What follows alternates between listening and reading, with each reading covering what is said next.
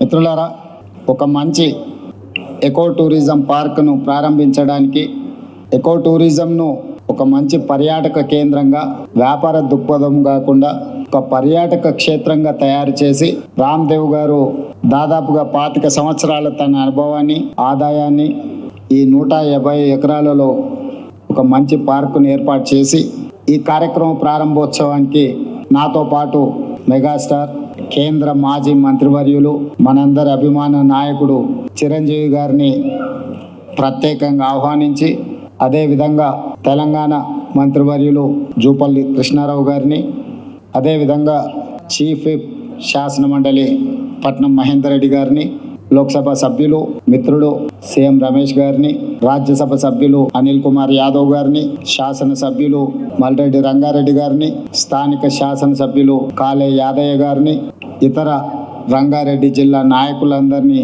ఆహ్వానించి ఒక మంచి కార్యక్రమాన్ని ఏర్పాటు చేయడం జరిగింది. వాస్తవంగా మా ప్రభుత్వం ఏర్పడ్డ తర్వాత అధికారులతో, మంత్రులతో చర్చించి తెలంగాణ రాష్ట్రం ఐటీ, ఫార్మా రంగాలలో రాణించడం, ఇన్ఫ్రాస్ట్రక్చర్ రంగాలలో దేశంలోనే ప్రముఖ సంస్థలు తెలంగాణ రాష్ట్రం నుంచి ఈరోజు నిర్మాణ రంగంలో రాణించినాయి. ఇక తెలంగాణ రాష్ట్రానికి కావాల్సింది temple tourism, health tourism, eco tourism. ఒక రాష్ట్రం యొక్క ఆదాయం పెరగాలి, ఒక రాష్ట్రానికి గుర్తింపు రావాలి అని అంటే పరిశ్రమలు, పెట్టుబడులే కాదు, ఆ రాష్ట్రంలో ఉన్న టెంపుల్ టూరిజం, ఎకో టూరిజమే ఆ రాష్ట్రం యొక్క ఆదాయాన్ని పెంచడమే కాకుండా రాష్ట్రం యొక్క గుర్తింపు, గౌరవాన్ని కూడా పెంచుతుంది. ఈ రోజు మనకు సంబంధించిన మిత్రులు కావచ్చు, బంధువులు కావచ్చు, చాలా మంది వాళ్ళ పిల్లల పెళ్లిళ్ళు చేయాలన్నా, శుభ కార్యక్రమాలు ఏమైనా చేయాలి అని అంటే మన ప్రాంతం కాకుండా రాజస్థాన్కో లేకపోతే ఇతర దేశాల్లోకి వెళ్ళి అక్కడ కార్యక్రమాలు చేసుకుంటున్నారు. దానికి ప్రధానమైన కారణం ఆ ప్రాంతంలో ఉండే టెంపుల్ టూరిజం, అదేవిధంగా ఎకో టూరిజం. వీటితో పాటు ఎవరిని కదిలిచ్చినా మన వాళ్ళని బెంగళూరు జిందాల్లో జాయిన్ అయినని కొంతకాలం అని చెప్పి చెప్తా ఉంటారు. మనం ఈరోజు మందిరాలను దర్శించుకోవాలంటే తమిళనాడుకో ఇతర రాష్ట్రాలకో వెళ్తున్నాం. ఫారెస్ట్లో ప్రకృతి సహజ వనరులను చూడాలి అంటే మధ్యప్రదేశ్ లేకపోతే ఇతర రాష్ట్రాలకు వెళ్తున్నాం. అదేవిధంగా హెల్త్ టూరిజం విషయంలో కూడా మనం ఎక్కడెక్కడికో వెళ్లాల్సిన పరిస్థితి. కానీ అన్ని సహజ వనరులు ఉన్న తెలంగాణ రాష్ట్రంలో ఇప్పటి వరకు ప్రభుత్వాల దృష్టి ఈ హెల్త్ టూరిజం మీద, ఎకో టూరిజం మీద, టెంపుల్ టూరిజం మీద ఫోకస్ లేకపోవడం వల్ల అద్భుతమైన ఆలయాలు ఉన్న తెలంగాణ రాష్ట్రం, అది 1000 స్తంభాల గుడి కావచ్చు, యునెస్కో గుర్తింపు పొందిన రామప్ప మందిరం కావచ్చు, లేకపోతే శ్రీశైలం కావచ్చు, రాజన్న వేములవాడ రాజన్న మందిరం కావచ్చు, ఇట్లాంటి చాలా మందిరాలు, ప్రపంచ ప్రఖ్యాతిగాంచిన మందిరాలు మన దగ్గర ఉన్నాయి. ఈరోజు కవాల్ కావచ్చు, tiger reserve forest, Nallamala tiger reserve forest కావచ్చు, జూపల్లి కృష్ణారావు గారు ప్రాతినిధ్యం వహిస్తున్న కొల్లాపూర్ ప్రాంతం, నల్లమల అటవీ ప్రాంతం, కృష్ణానది జలాలు ప్రవహిస్తున్న ప్రాంతం, అక్కడ మందిరాలకు, అక్కడ ప్రకృతి సహజ వనరులకు కొదవలేదు. మల్లెల తీర్థం లాంటి ప్రాంతాలు మన దగ్గర ఉన్నాయి. కానీ వీటికి ఇవ్వాల్సినంత ప్రాధాన్యత, తీసుకురావాల్సినంత గుర్తింపు తీసుకురాకపోవడం వల్ల మన రాష్ట్రంలో temple tourism, eco tourism, health tourism వెనుకబడుతున్నది. ఈరోజు ఎకో టూరిజంలో టూరిజం పాలసీని ఈ మధ్యలోనే శాసనసభలో మనం చర్చించడం, దానికి మంత్రి జూపల్లి కృష్ణారావు గారే ఆ పాలసీ తయారులో కీలక పాత్ర పోషించింది. రాబోయే కొద్ది రోజుల్లో టూరిజం పాలసీని తీసుకొచ్చి టూరిజం పాలసీలో ఎకో టూరిజంను ప్రోత్సహించాలని ఈరోజు మన ప్రభుత్వం ముందుకు వెళ్తున్నది. కానీ ప్రభుత్వానికంటే ముందే ఎకో టూరిజం ఈరోజు రామ్దేవరావు గారి ఏర్పాటు చేసిన 150 ఎకరాలలో ఒక అద్భుతాన్ని సృష్టించిండు. ఈ అద్భుతం వారికి ఒక్కరికి ఆదాయం తెచ్చిపెట్టేది కాదు, రాష్ట్రానికి కూడా ఆదాయం తెచ్చిపెడుతుంది, రాష్ట్రానికి కూడా గుర్తింపు, గౌరవం తెచ్చిపెడుతుంది. ఈరోజు మనం మొక్కలు కొనాలంటే గోదావరి జిల్లాలకు వెళ్ళాల్సిన పరిస్థితి. ఎవరైనా జూబ్లీ హిల్స్, బంజారా హిల్స్ లేదా ప్రముఖులు ఎవరైనా ఇల్లు కట్టుకుంటున్నారు అని అంటే గోదావరి జిల్లాల నుంచి మొక్కలు తెప్పించుకునే పరిస్థితి నుంచి ఈరోజు వికారాబాద్, చెవెళ్ళ ప్రాంతం నుంచే ఎవరు ఇల్లు కట్టుకోవాలన్నా, ఇంతకుముందు పెద్దలు చిరంజీవి గారు చెప్పారు, 20 సంవత్సరాల క్రితమే వాళ్ళు ఇల్లు కట్టుకున్నప్పుడు జూబ్లీ హిల్స్లో ఒక ప్రత్యేకమైన మొక్కల్ని పెట్టాలి అంటే రామ్దేవ్ గారి దగ్గర నేను తీసుకున్నాను. ఇది ఇంకా అభివృద్ధి పదం వైపు నడవాలి. ఈరోజు ఇక్కడ జరిగిన అభివృద్ధి ఇక్కడ మన కళ్ళకు కనిపిస్తున్నది 30%. నేను అనుకోవడం ఇంకొక సంవత్సరంన్నర తర్వాత ఇది ఒక అద్భుతమైన పర్యాటక క్షేత్రంగా మారుతుంది అనడంలో ఎలాంటి సందేహం లేదు. ఖచ్చితంగా ఇది ఆ దిశగా రాణిస్తుంది. ఇక్కడ మేము కొంతనే చూసినాం, మిగతా ఏర్పాట్లు కూడా అద్భుతంగా చేస్తున్నారు. దీంతో పాటు ఇంతకుముందే మా యాదయ్య గారు చెప్తున్నారు, వికారాబాద్కి హవా లాఖో రూపాయి కా దవా అని.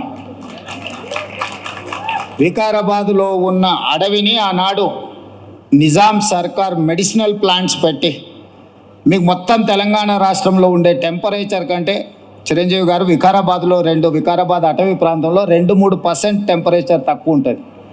లెప్రసీ వచ్చిన వీళ్ళని తీసుకొచ్చి ఇక్కడ వికారాబాద్ ప్లాంటేషన్ అక్కడ వదిలేస్తే 2 monthsలో ఆటోమేటిక్ ఏ ట్రీట్మెంట్ అవసరం లేదు. ఇక్కడ ఉండే ప్రకృతి సహజ వనరుల వల్ల వాళ్ళకి ఆ రోగం నివారించబడుతుంది. గతంలో మెడికల్ ట్రీట్మెంట్ లేనప్పుడు ఎవరికైనా లెప్రసీ వస్తే వాళ్ళ కుటుంబ సభ్యులను ఇక్కడ తీసుకొచ్చి వికారాబాద్లో వదిలేస్తే 2-3 నెలల తర్వాత వాళ్ళని మళ్ళీ తీసుకెళ్తే వాళ్ళు టీబీకి సంబంధించి ఏ సమస్య వచ్చినా ఇక్కడ ఆ కుటుంబ సభ్యులను వదిలేసిపోతే 2-3 నెలలలోనే ఆటోమేటిక్ ఇక్కడున్న ప్రకృతి సహజ వనరులతో వాళ్ళకి తగ్గిపోయేది. అంటే ఈ ప్రాంతానికి ఒక ప్రత్యేకత ఉన్నది. అందుకే ఈరోజు జిందాల్ లాంటి వాటికి ఎక్కడికో వెళ్ళడం కాదు, ఇక్కడనే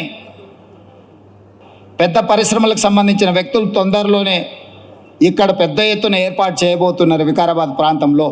మొన్ననే దావోస్లో అగ్రిమెంట్ చేయడం జరిగింది. తొందరలో వికారాబాదు ప్రాంతాన్ని ఎకో టూరిజంలో పూర్తి స్థాయిలో అభివృద్ధి చెయ్యాలని ప్రభుత్వం ఏదైతే అనుకుంటుందో ఒక అడుగు ముందు ప్రభుత్వానికంటే రామ్దేవ్ గారు వేసి ఇంత మంచి వ్యవస్థని ఇక్కడ ఏర్పాటు చేసిండు. తొందరలో ఈ ప్రాంతం యొక్క అభివృద్ధికి ఇది ఒక ప్రాతిపదిక అవుతుంది. అందుకే ఈరోజు ఈ నిర్వాహకులను రామ్దేవ్ గారిని మనస్ఫూర్తిగా తెలంగాణ రాష్ట్ర ప్రభుత్వం అభినందిస్తుంది. ఇంకా రావాలి ఇట్లాంటి పర్యాటక క్షేత్రాలు. ఇదొక వ్యాపార కేంద్రంగా కాకుండా పర్యాటక క్షేత్రంగా కూడా రాణిస్తుంది అనడంలో ఎలాంటి సందేహం లేదు. ఈరోజు నాతో పాటు చిరంజీవి గారు, సీఎం రమేష్ గారు, మా మంత్రులు, శాసనమండలి సభ్యులు, శాసనసభ్యులు అందరూ రావడం, ఇట్లా కార్యక్రమం రోజువారీగా ఎన్నో రాజకీయ కార్యక్రమాలలో పాల్గొంటుంటాం. కానీ ఈ కార్యక్రమంలో పాల్గొనడానికి ఒక ప్రత్యేకత ఉన్నది. ఈ ప్రత్యేకత రాష్ట్రం యొక్క ఆలోచనకు అనుగుణంగా ఉన్నది. ఈరోజు రాష్ట్ర ప్రభుత్వం ఏదైతే ఎకో టూరిజం పాలసీలో ఇలాంటి పార్కులు మేము డెవలప్ చేయాలనుకుంటున్నామో రాబోయే రోజుల్లో ఖాళీ వరి పండించడమే కాదు, ఇతర కమర్షియల్ క్రాప్స్ వైపు ఈరోజు ప్రకృతి వనాలను పెంచడానికి కూడా రైతులను ప్రోత్సహించడానికి ప్రభుత్వం వైపు నుంచి ప్రణాళికలు ఉన్నాయి. వాళ్ళందరికీ కూడా ఇలాంటి వ్యాపార కేంద్రాలు ఉంటే రైతులు పెంచే మొక్కల్ని కొనుగోలు చేయడానికి అవకాశం ఉంటుంది. 1 కోటి మొక్కల్ని తెలంగాణ రాష్ట్ర ప్రభుత్వం పెట్టాలంటే ఎక్కడనో అక్కడ గ్రామాల దగ్గర ఆ మొక్కల్లో పెంపడానికి క్షేత్రాలు ఇస్తున్నాం. కానీ 6 నెలలు సంవత్సరం పెంచితే అవి మేము నాటినప్పుడు 20-30% కంటే ఎక్కువ బ్రతకడం లేదు. అందుకే రాబోయే రోజుల్లో మా మంత్రి గారికి సూచన చేస్తున్నా, అదేవిధంగా ఫారెస్ట్ మినిస్టర్ గారికి కూడా నేను ఆదేశాలు ఇస్తా. 2-3 సంవత్సరాలు పెంచిన మొక్కల్ని తీసుకెళ్ళి నాటితే మొక్కలు బతకడానికి ఎక్కువ అవకాశం ఉంటుంది. కానీ మరి రైతు 2-3 సంవత్సరాల ఆదాయం లేకుండా ఉండాలి అని అంటే రైతు బ్రతకం కూడా కష్టమవుతుంది. అందుకే దానికి తగ్గట్టుగా ధర చెల్లించి రాష్ట్ర ప్రభుత్వమే కొనుగోలు చేసి రాష్ట్ర ప్రభుత్వం నాటే హరితహారం మొక్కల్ని 3 సంవత్సరాలు 4 సంవత్సరాలు పెంచిన పెద్ద మొక్కల్ని నాటితే అది ఒక్క సీజన్లో మనం కాపాడుకోగలిగితే చాలు, అది తప్పకుండా చెట్టుగా వృక్షంగా మారే అవకాశం ఉంటుంది. అందుకే రాబోయే రోజుల్లో ప్రభుత్వం యొక్క విధి విధానాలను చర్చించుకొని వాటిని సవరించుకొని తెలంగాణ రాష్ట్రాన్ని ఒక ప్రకృతి వనంగా మార్చాలని. అక్కడ రామయ్య గారు ఉన్నారు, ఒక సామాన్యమైన రైతు. మీరందరూ వారెవరో అనుకోవచ్చు. రామయ్య గారు ఆయన ఒక వ్యవసాయ కుటుంబం నుంచి వచ్చి మొక్కలు నాటే కార్యక్రమంలో భారత ప్రభుత్వం వారికి పద్మశ్రీ అవార్డు ఇచ్చింది. చిరంజీవి గారు రాణిస్తే చిరంజీవి గారికి పద్మభూషణ్ ఏ విధంగా ఒక రంగంలో రాణిస్తే ఇచ్చిండ్రో ఒక రైతుకు కూడా మొక్కలు నాటడంలో రాణించినందుకు రామయ్య గారికి ఆ గుర్తింపు వచ్చింది. ఖమ్మం జిల్లాలో ఒక మారుమూల ప్రాంతంలో ఉండే ఒక వ్యవసాయ రైతు మొక్కలు నాటడం వల్ల పద్మశ్రీని సాధించిండు అంటే ఒక కమిట్మెంట్, డెడికేషన్ ఉంటే ఈ ప్రభుత్వాలు గుర్తిస్తాయి, ప్రోత్సహిస్తాయి. రామయ్య గారు లాంటి వాళ్ళని మనం ఆదర్శంగా తీసుకోవాలి. అందుకే ఈ మధ్యకాలంలో కేంద్ర ప్రభుత్వాన్ని కలిసినప్పుడు మాకే నాంపే ఎక్ పేట్ అంటే తల్లి పేరు మీద విద్యార్థులందరూ ఒక మొక్కను నాటి దాన్ని సంరక్షించాలనే ఒక విధానాన్ని ముందుకు తీసుకొస్తున్నాము. ప్రతి విద్యార్థి తమ కన్న తల్లి పేరు మీద ఒక మొక్క నాటి ఆ స్కూల్లో ఆ మొక్కను కాపాడితే కొన్ని లక్షలాది కోట్లాది మొక్కల్ని ప్రతి సంవత్సరం మనం పెంచుకుంటూ పోవచ్చు. ఇట్లాంటి వినూత్నమైన కార్యక్రమాలను ప్రభుత్వం తీసుకురావాలనుకుంటుంది. తొందరలోనే ఈ విధి విధానాలతో ముందుకు వస్తాం. ఏది ఏమైనా రామ్దేవ్ గారిని మనస్ఫూర్తిగా అభినందిస్తున్నా.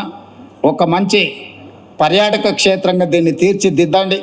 ప్రభుత్వం వైపు నుంచి అవసరమైన సహకారం తప్పకుండా ప్రభుత్వం అందిస్తుంది.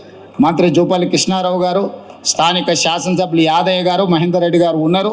ఏదైనా స్థానికంగా అంశాలు ఉన్నా కూడా వారు మీకు సంపూర్ణమైన సహకారాన్ని అందిస్తారని తెలియజేస్తూ మీ అందరి దగ్గర సెలవు తీసుకుంటున్నారు. ధన్యవాదాలు మిత్రులారా.